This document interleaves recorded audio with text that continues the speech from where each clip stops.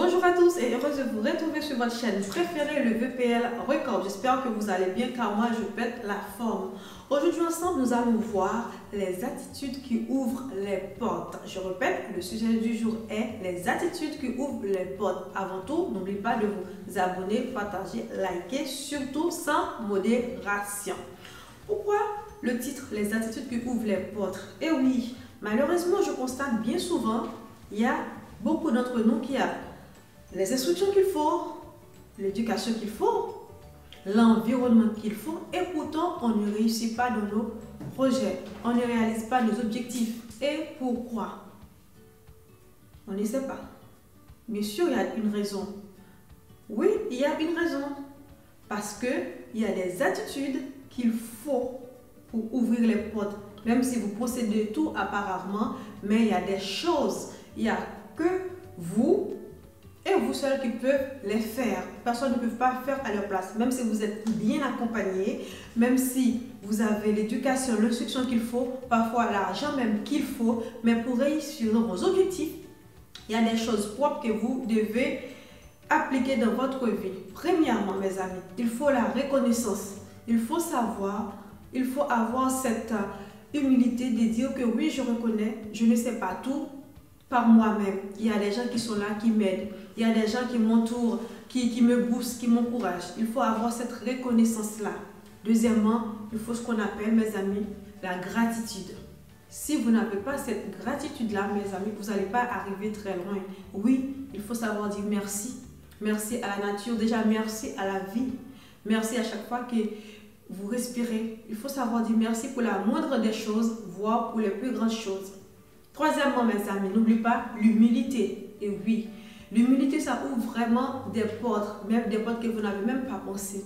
Savoir rester humble, c'est une grande et bonne chose. Parfois, ça ne coûte rien du tout, mais il faut l'avoir. Parfois, on dit, mais ce n'est pas la peine. Oui, il faut vous donner cette peine d'avoir l'humilité nécessaire pour y arriver. En plus, mes amis, quatrièmement, il y a ce qu'on appelle la gentillesse. Et oui, on semble dire très souvent que la gentillesse est une faiblesse. Parce que lorsqu'on est gentil, on est maltraité par les autres, on nous regarde mal, on ne nous respecte pas. Dans un sens, oui.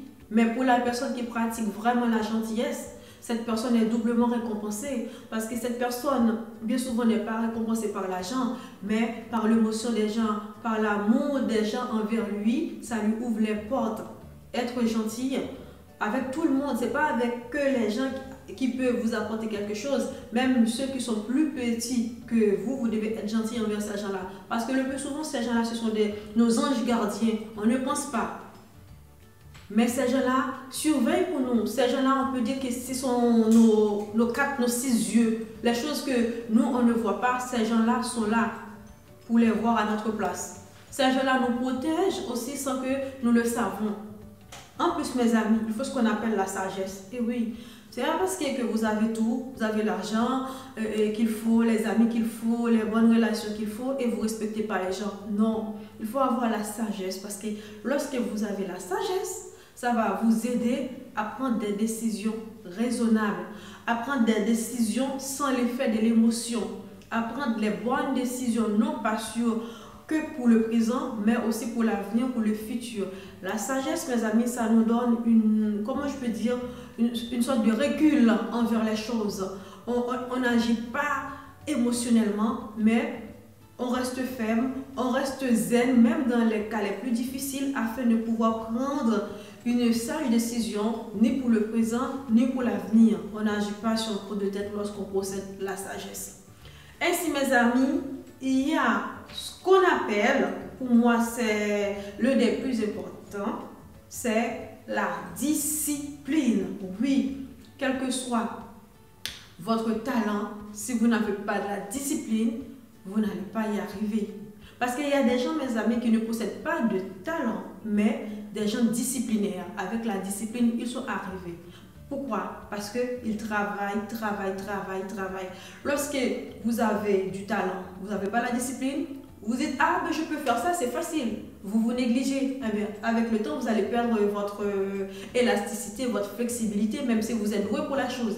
Mais lorsque vous êtes discipliné, vous n'avez pas le talent, tu sais, vous allez au fur et à mesure, je m'adapte, je me force. Je m'entraîne jusqu'à ce que vous allez devenir un expert dans la matière.